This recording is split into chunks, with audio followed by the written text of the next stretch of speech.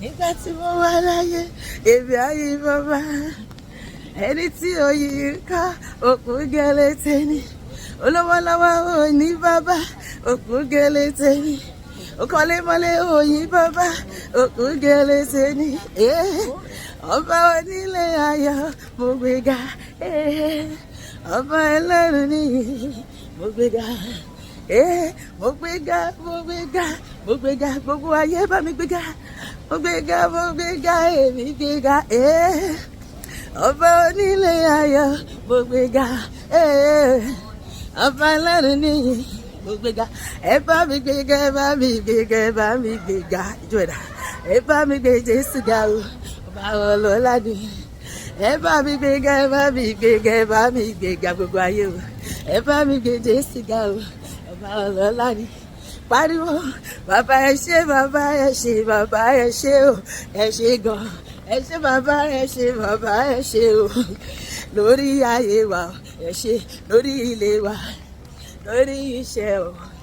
lórí ẹbí gbogbo bàbá ẹ ṣé o ẹ ṣé o mo gòdè Jésù o dálù Jehovah o ìmẹ́lá Jesus bàbá ẹ ṣé o ẹ ṣé àníṣe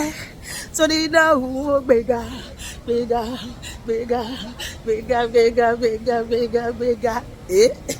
torí náà ó kọrin kọrin kọrin kọrin kọrin kọrin kọrin kọrin ẹ bá mi kọ torí náà ó gbéga gbéga gbéga torí náà ó gbéga gbogbo mi torí náà ó gbéga gbogbo alẹ́ gbogbo alẹ́ o torí náà ó gbéga gbogbo ewúrẹ́ kó gbàgùtàn torí náà ó gbéga gbogbo òun kọ́ lọ́wọ́ mi o gbogbo ìrẹ́nu ó gbéga èmi nìkan ló yẹ bí mo ṣe ń jẹ́ Jésù mi o tó bá ti ṣe àánú màá ti yìn Jésù jù bẹ́ẹ̀ lọ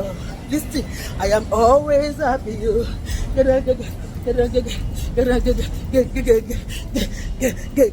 I'm very happy o anytime they say let us go to the house of the Lord orí mi wú gẹ́gẹ́gẹ́gẹ́ orí mi nọ́mà orí mi dùn gbẹ́gbẹ́gbẹ́gbẹ́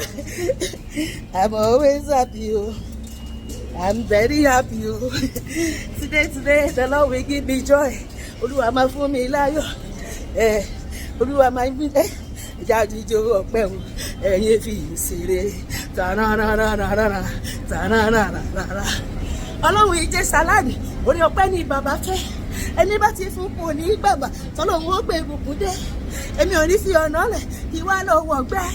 ẹjá jíjó ọpẹ́ o ẹ̀yin fi yìí ṣeré Olúwa máa fi orin àti adùn sáyé mi àti ẹ lónìí lórúkọ Jésù àmín.